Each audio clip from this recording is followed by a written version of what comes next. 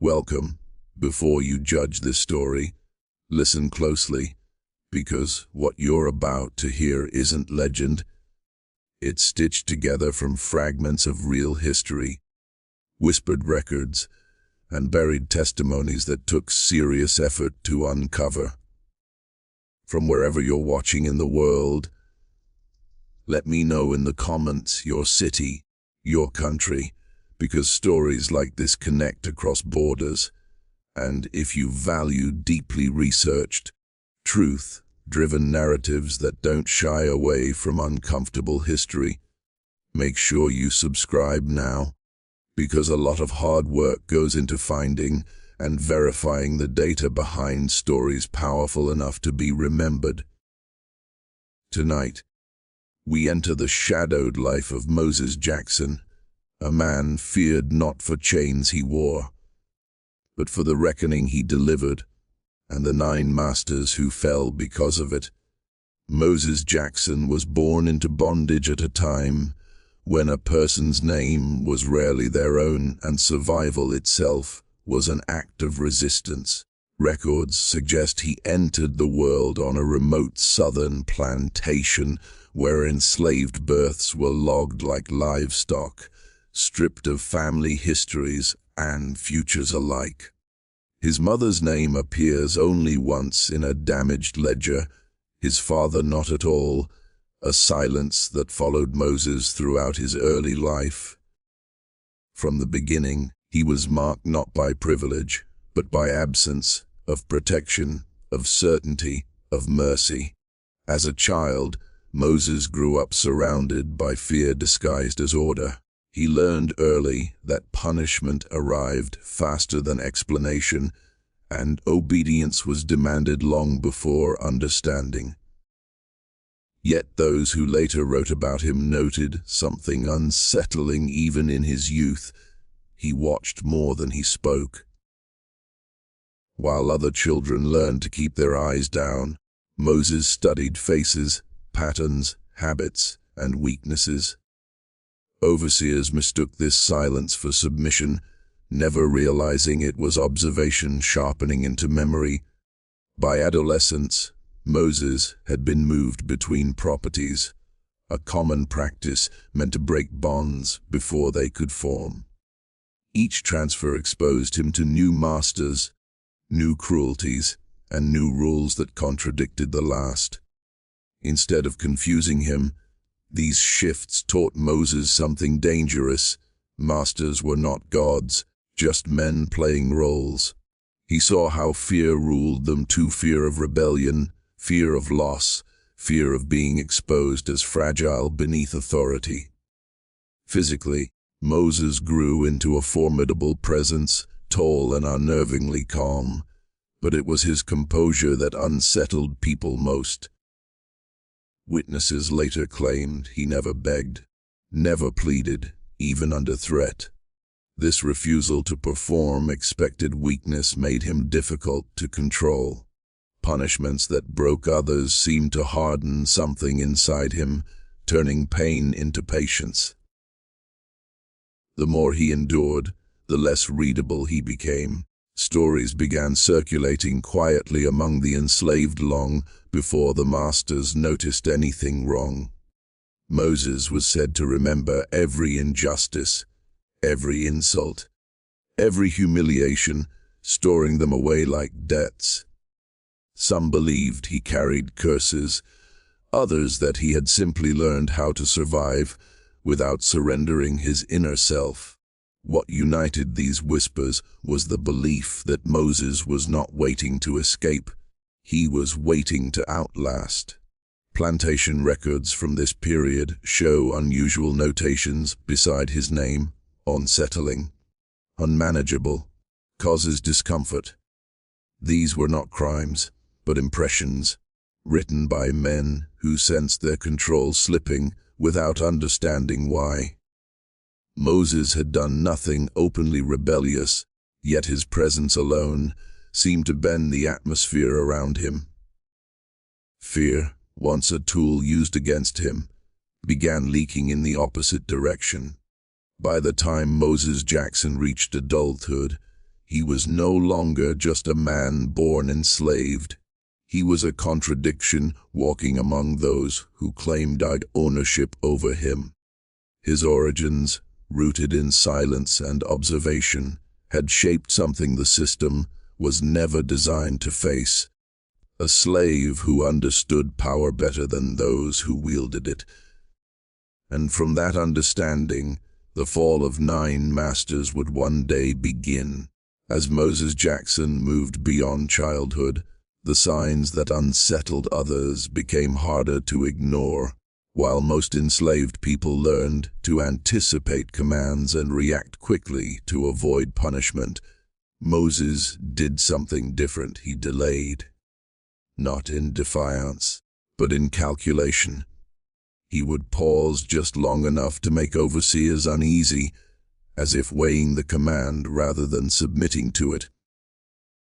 This hesitation, subtle yet deliberate, planted the first seeds of fear. Men accustomed to instant obedience felt something slipping, though they could not name it. Those around him began to notice that trouble followed Moses without him ever causing it directly. Tools broke after being taken from his hands. Animals grew restless in his presence, and arguments erupted among overseers shortly after crossing his path. None of this could be proven as his doing, yet patterns formed. Masters whispered that he brought disorder, that something about him disrupted the natural hierarchy they believed sacred. Fear, once loud and violent, began to manifest as suspicion. Moses's intelligence became evident in moments others overlooked. He learned which masters drank too much, which feared their superiors, and which hid cruelty behind forced civility. He listened from corners, barns, and fields, absorbing secrets spoken carelessly in front of those assumed invisible. Knowledge became his quiet shield.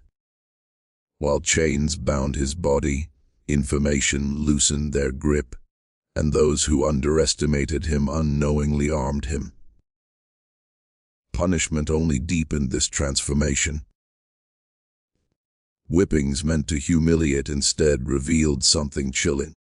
Moses did not break as expected. He neither screamed excessively nor collapsed in submission. Instead, he endured with a stillness that disturbed witnesses. Some later claimed that his silence felt accusatory, as if every blow was being counted, remembered, and stored. Masters began avoiding direct confrontation, delegating discipline to others, distancing themselves from the unease he inspired. Among the enslaved, Moses's reputation grew in a different direction.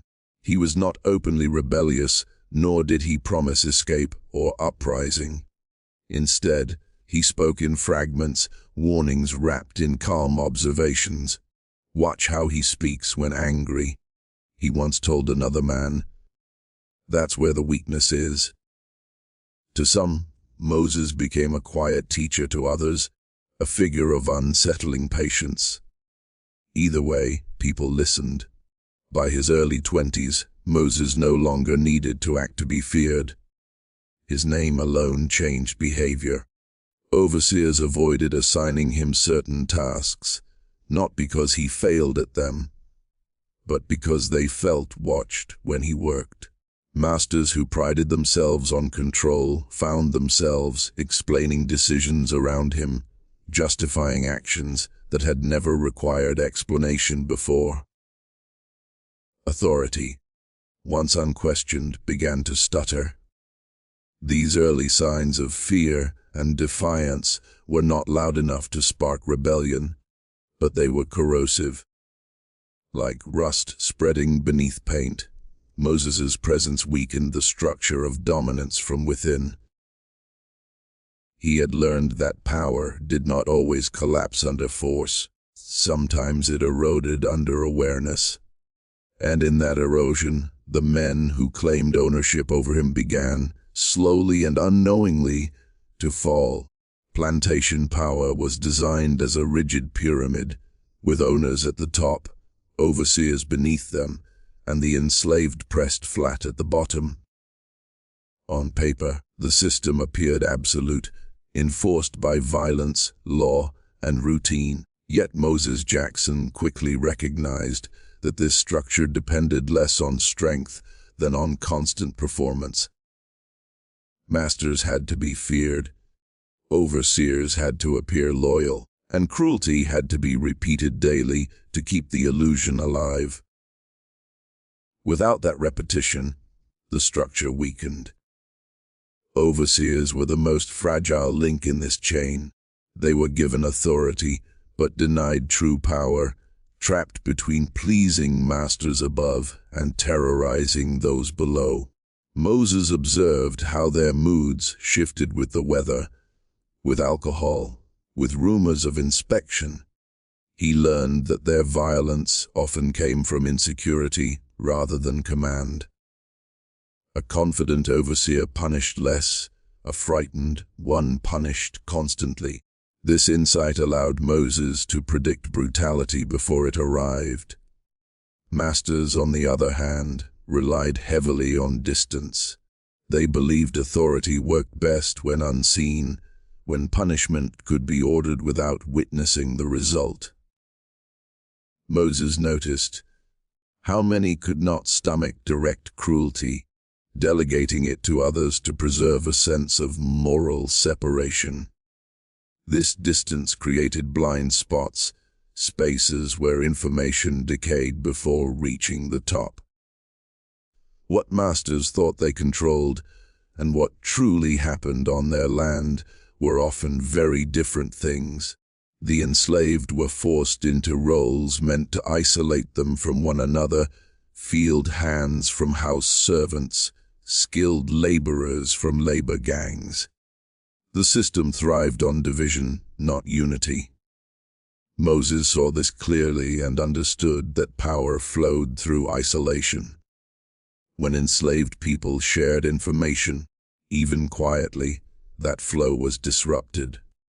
Small exchanges, warnings, glances, shared memories became acts of resistance within a structure to prevent them. Religion and law were used as pillars of control, preached as justification rather than guidance. Masters framed obedience as divine order, while laws reduced human lives to property. Moses listened carefully to sermons and legal arguments, not for faith or justice, but for contradiction. He noticed how the same rules bent easily when profit demanded it. These inconsistencies revealed that authority was flexible when convenient, exposing its hypocrisy. Records and ledgers formed another layer of power. Names, values, punishments, and productivity were documented obsessively, turning lives into numbers. Moses learned the importance of these records, how errors or omissions could alter perceptions. A missing entry, a vague note, a delayed report. Small disruptions that could ripple upward, confusing decisions made far from the fields. Control depended on accurate information, and Moses understood that information could be shaped. By understanding plantation power structures, Moses Jackson saw what most were never meant to see. The system was not a solid wall, but a fragile framework held together by fear, routine, and belief. Once those beliefs were questioned, once fear began to shift direction, the structure no longer stood firm. And Moses, silently navigating its weaknesses, began positioning himself where collapse was not just possible, but inevitable. Moses Jackson never needed to raise his voice to assert control. Instead, he mastered something far more unsettling, the ability to live inside the minds of his masters. He understood that fear did not always come from physical threat, but from uncertainty. By behaving in ways that defied expectation, remaining calm where panic was demanded, silent where pleading was expected. He disrupted the emotional rhythm that masters relied on to feel dominant.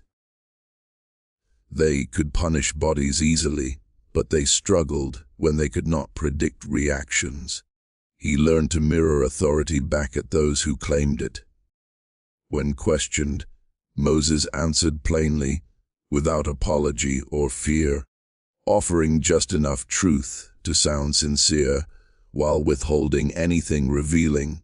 This neutrality unnerved masters who depended on visible submission to reassure themselves. They began reading meaning into his stillness, imagining defiance even when none was spoken. In their attempts to interpret him, they revealed their own anxieties. Moses also understood timing. He chose when to comply quickly and when to move slowly, when to work flawlessly, and when to make minor, explainable errors. These inconsistencies forced overseers and masters to question their judgments. Was he capable and intelligent, or careless and slow? The lack of a clear answer kept them off balance. Authority thrives on certainty. Moses starved it of that certainty. Whispers played a critical role in his psychological control. Moses rarely spread rumors himself, but he allowed others to speak for him. A look held too long, a comment overheard but not clarified, a reaction carefully observed by the wrong person. These moments fed speculation. Masters began hearing stories about him that grew darker with each retelling, until the fear no longer required his presence. The idea of Moses Jackson became more powerful than the man himself. Guilt also became a weapon. Some masters sensed, deep down, the injustice of the system they upheld. Moses's quiet endurance forced them to confront that guilt. When he absorbed punishment without visible hatred, it stripped them of justification. They could no longer tell themselves the enslaved were content or deserving. His composure reflected their cruelty back at them, making their authority feel hollow. As fear grew, behavior changed. Masters avoided direct orders, relied more heavily on intermediaries, and altered routines to minimize contact with him. Decisions once made confidently were delayed or debated. Control became reactive rather than commanding. Moses did nothing to stop this shift. He simply allowed it to happen, knowing that psychological dominance often looks like absence rather than action. Through these methods, Moses Jackson turned the machinery of control inward. By understanding emotion, perception, and doubt, he reshaped the power dynamic without ever openly challenging it. The masters still held whips and laws, but Moses held something far more destabilizing: their attention, their fear, and their growing awareness that authority could no longer protect them from themselves. The first rumors about Moses Jackson did not spread loudly. They crept. A murmur between field hands at dusk, a warning shared in a low voice near the quarters, a name spoken with a pause afterward. People said masters acted differently around him, that punishments hesitated, that orders were repeated as if the speaker doubted their own authority. None of this was dramatic enough to be dismissed, and that subtlety gave the rumors their power. Among the enslaved, stories moved faster than overseers could control. Someone claimed Moses could sense danger before it arrived. Another said masters argued after dealing with him, turning on one another with sudden suspicion. These tales were not framed as miracles or magic, but as patterns, things noticed over time. The more ordinary the details sounded, the more believable they became. Rumor thrived because it felt earned, not invented. Masters heard the whispers indirectly, filtered through fear and pride. An overseer would mention that workers seemed unsettled, or that Moses's presence changed the mood. At first, these reports were brushed aside, but repetition has weight. When the same name surfaced across different properties and from different mouths, unease took root. Masters began wondering what they had missed, what others knew that they did not. The rumors fed on contradiction. Moses was described as obedient yet dangerous, quiet yet disruptive, loyal yet untrustworthy. These conflicting images made him impossible to categorize. Systems of control rely on labels: obedient, rebellious, useful, disposable. Moses existed between them, and that ambiguity terrified those who depended on order. A man who could not be defined could not be easily managed. Fear transformed rumor into preemptive action. Masters began altering routines before problems appeared.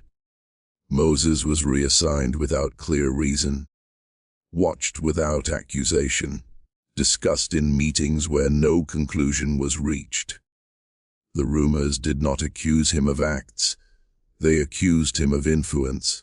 That was harder to punish and easier to fear. Authority prefers visible enemies, rumor creates invisible ones. Ironically, attempts to suppress the whispers only strengthened them. Increased surveillance signaled importance. Sudden transfers suggested danger. Silence from leadership felt like confirmation. Each reaction became evidence in the minds of those watching. Moses did not need to encourage these interpretations. The system did the work for him, amplifying fear through its own responses. In time, the rumors no longer required truth to survive. They became part of the plantation's atmosphere, shaping decisions and behavior on their own. Moses Jackson had become more than a man. He was a presence, a question without an answer. And once fear reached that stage, it spread like fire, consuming confidence wherever his name was spoken. Authority did not collapse all at once. It cracked in private moments, behind closed doors, where confidence was supposed to live. The first breakdowns were subtle. A master hesitating before giving an order, an overseer second, guessing a punishment, a routine altered for no clear reason. These were not acts of mercy or rebellion, but signs of doubt. Once doubt entered the structure, authority stopped feeling natural and began feeling forced. Arguments among those in power became more frequent. Overseers blamed one another for inefficiency. Masters questioned reports they had once accepted without thought. Moses Jackson was rarely named directly in these disputes, yet his shadow lingered. When productivity dropped or discipline failed, no one could point to a clear cause. The absence of explanation was more dangerous than open resistance. It suggested that control itself was weakening. Punishment, once swift and theatrical, grew inconsistent. Some overseers punished harshly to reassert dominance. Others avoided confrontation altogether. This lack of uniformity exposed a critical flaw in the system. Authority depended on predictability. When rules shifted daily, fear lost its direction. The enslaved noticed this immediately. Confusion at the top filtered downward, creating spaces where control no longer reached. Masters began relying more heavily on written reports and second-hand accounts, distancing themselves further from direct management. But this only deepened the problem. Paper could not capture mood, tension, or fear. Decisions made from afar often clashed with reality on the ground, leading to further missteps. Authority, once embodied and present, became abstract and therefore easier to undermine. Some masters attempted reform, mistaking fear for inefficiency. They adjusted schedules, replaced overseers, introduced stricter rules, believing order could be restored through reorganization. Instead, these changes revealed desperation. Constant adjustment signaled instability. Those watching understood that power was no longer steady. It was searching for itself. Moses did not exploit this chaos openly. He continued his routines, said little, and allowed others to act out their uncertainty. His stillness became a mirror reflecting the system's disarray. The more authority fractured, the more his calm stood in contrast. It was not that he commanded, he endured. And endurance, in a system built on domination, became its own form of resistance. By the time the breakdown of authority was undeniable, it was too late to reverse. Control had shifted from something assumed to something questioned. Orders no longer carried inevitability. Punishment no longer guaranteed obedience. The structure still stood, but its foundation was compromised. And within that failing framework, Moses Jackson had proven that power does not always fall to force. Sometimes it collapses under the weight of its own fear.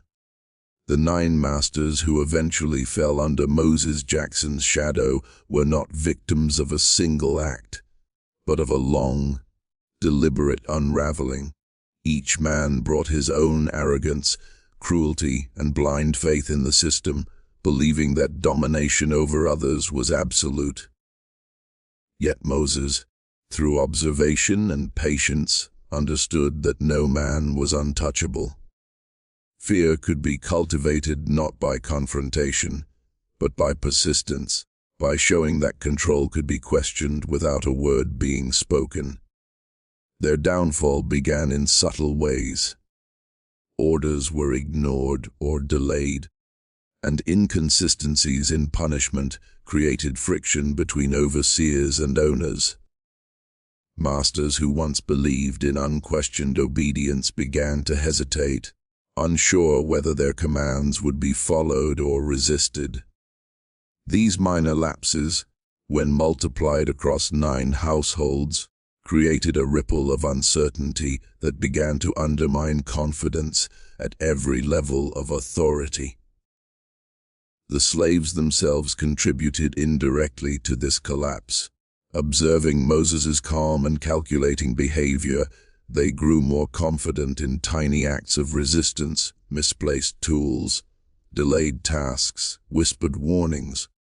These actions, while small in isolation, were amplified by the master's growing paranoia. The 9 men found themselves questioning every interaction, every routine, unable to trust reports or the loyalty of those around them. Their control became reactive, and fear replaced authority as the dominant force. Psychological pressure intensified the effect.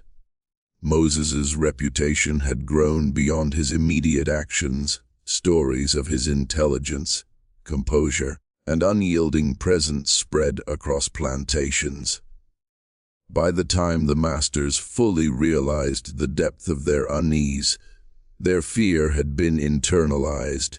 They began to overcorrect, making decisions that seemed rational but only accelerated the erosion of their power.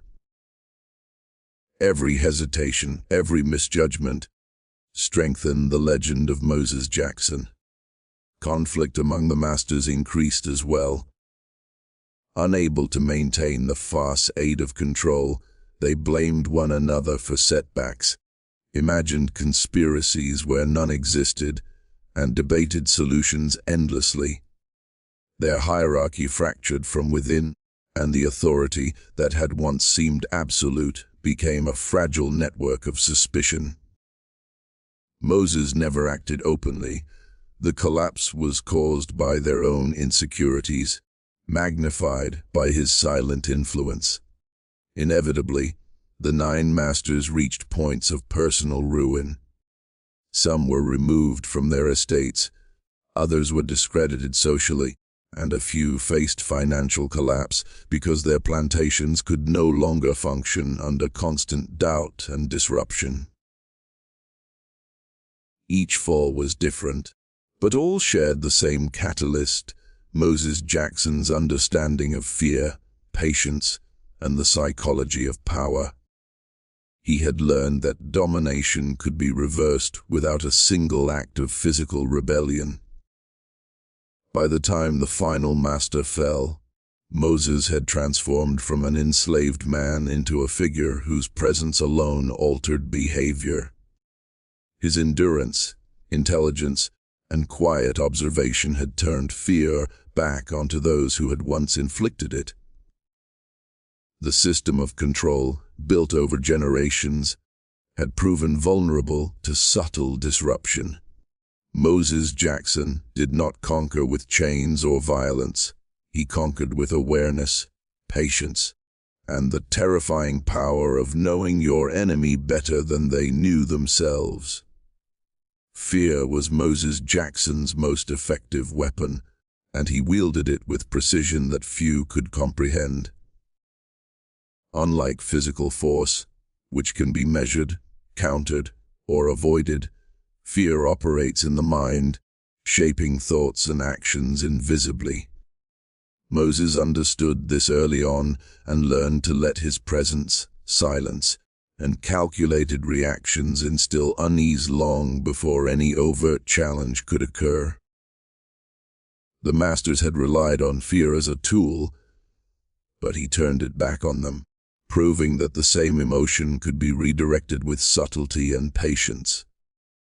He never needed to shout, strike, or openly defy orders. Instead, the uncertainty he inspired, the pause before he obeyed, the stillness in his gaze, the way he seemed to anticipate a command before it was given, created a climate where masters and overseers doubted themselves. Fear thrives on unpredictability, and Moses Jackson had mastered unpredictability without ever appearing reckless. His calm in the face of cruelty made men question whether their authority meant anything at all. Moses also understood the psychology of observation. He watched how men reacted under pressure, noting what caused hesitation, irritation, or guilt. He learned which masters feared public embarrassment, which feared being undermined by their peers, and which feared losing control of their own lives. By quietly exploiting these weaknesses, he did not need to confront them physically. Instead, fear spread organically as the masters themselves overanalyzed every interaction with him, imagining defiance where none existed. The enslaved recognized this too. Even small gestures, a glance held too long, a word carefully chosen, a minor act of competence at exactly the wrong moment, could amplify fear. Moses's understanding of the interplay between perception and authority allowed him to orchestrate tension without openly acting. Masters began overcompensating for imagined threats, tightening rules in ways that backfired.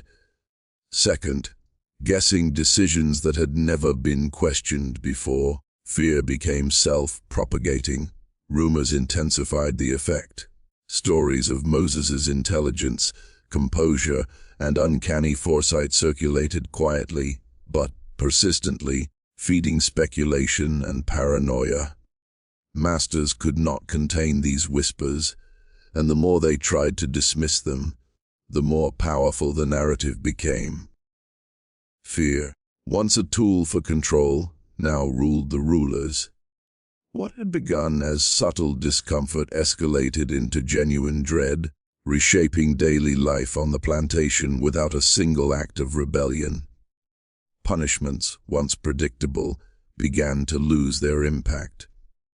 Masters hesitated, unsure whether an action would provoke compliance or defiance. The system that relied on fear to maintain order became unstable precisely because Moses had learned to manipulate it psychologically. By projecting calm, patience, and inscrutability, he forced the men to confront the limits of their own power. Fear, in his hands, was more effective than chains and whips. Ultimately, Moses Jackson demonstrated that fear is not merely a tool of oppression, it can also be a means of liberation.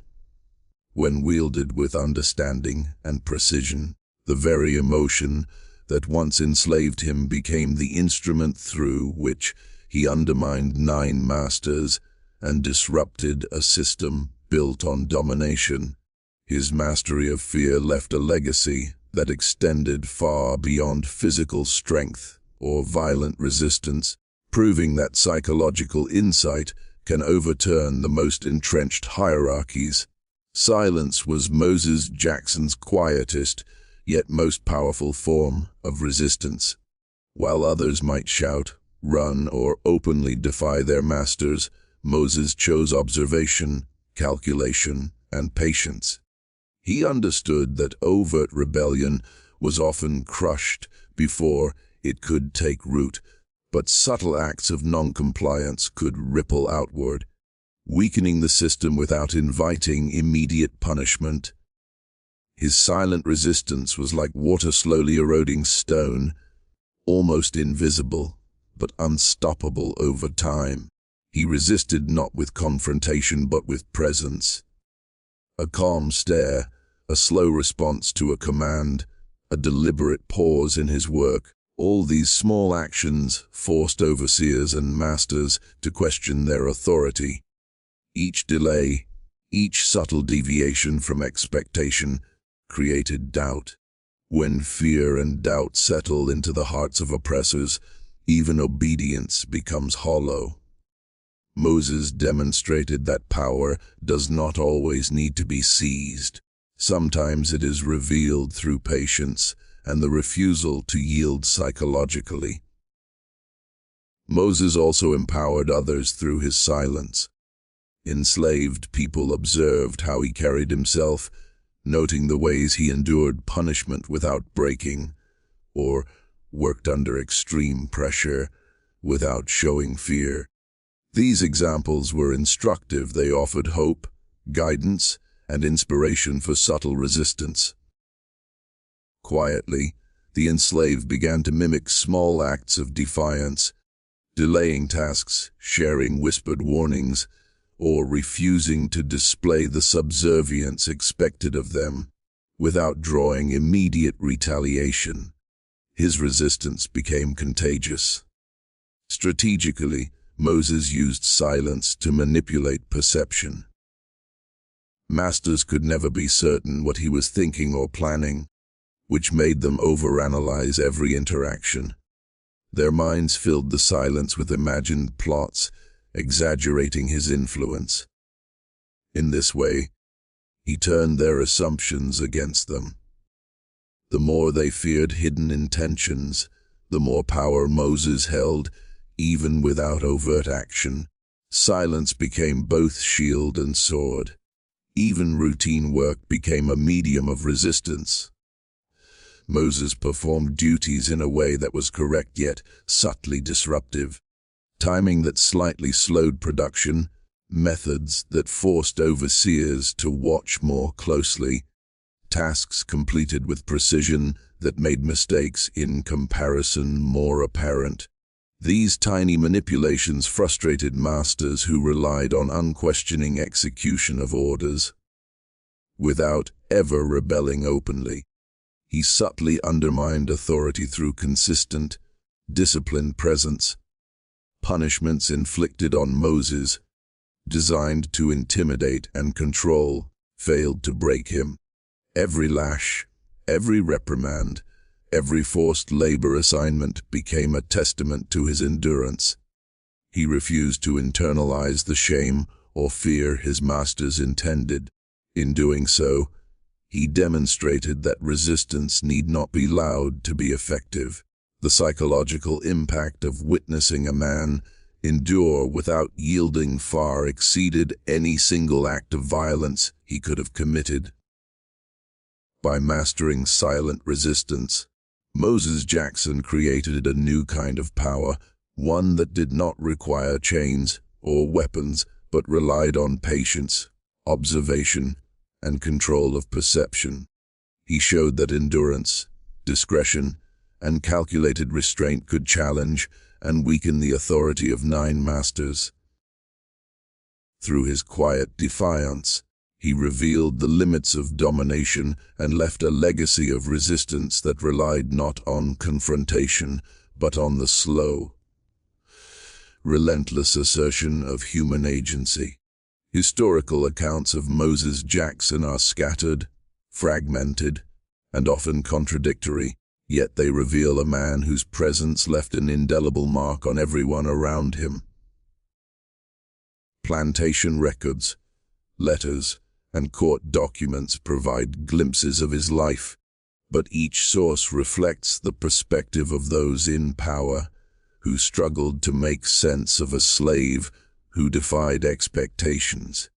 Piecing these fragments together requires careful examination, revealing patterns of behavior that contemporary observers could not fully explain.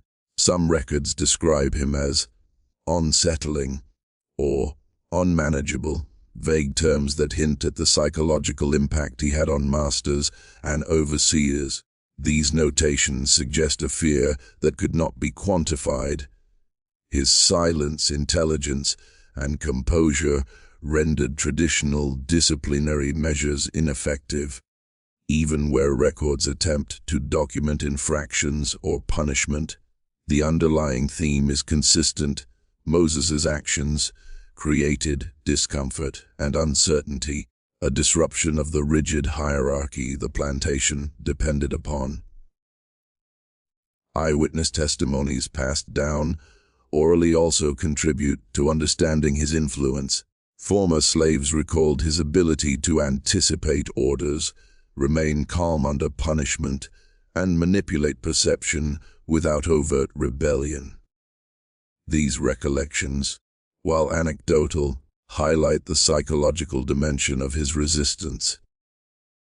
In a system built on immediate obedience, Moses's patient, deliberate actions challenged both the mechanics of control and the assumptions that masters held about human behavior. Letters from masters and overseers offer a different perspective, revealing their growing anxiety. They describe confusion, hesitation, and the inexplicable breakdown of routines around him. The language used, hesitant, repetitive, and sometimes defensive, indicates a shift in authority.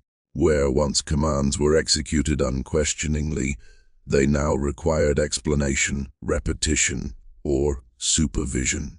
These subtle admissions underscore the fear and uncertainty Moses had cultivated long before any dramatic confrontation occurred. Historians note gaps in documentation that are themselves revealing.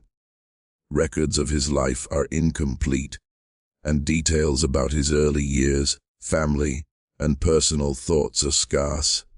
This absence suggests deliberate erasure and highlights the systemic disregard for enslaved lives. Yet within these silences, Moses's impact resonates. The fact that he was repeatedly mentioned, even briefly, across different estates and accounts, points to a consistent influence that could not be ignored.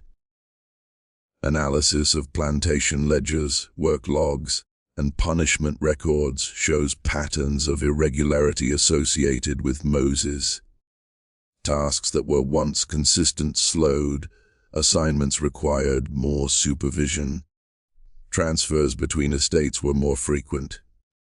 These anomalies, small individually, collectively reveal a man who, through intelligence and psychological insight, disrupted operations without overt rebellion. Historians interpret these patterns as evidence of strategic resistance rather than mere coincidence.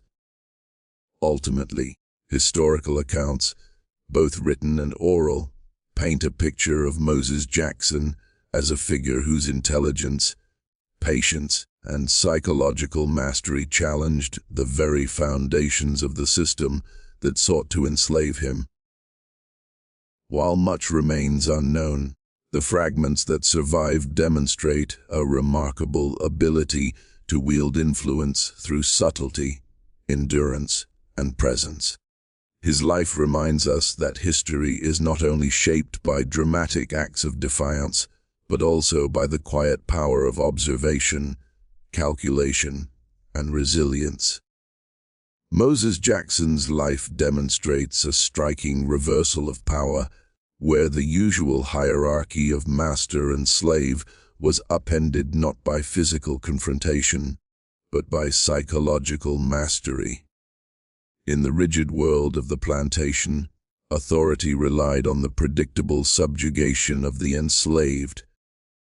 Masters assumed that obedience would follow pain, that chains would enforce compliance, and that fear could be unidirectional.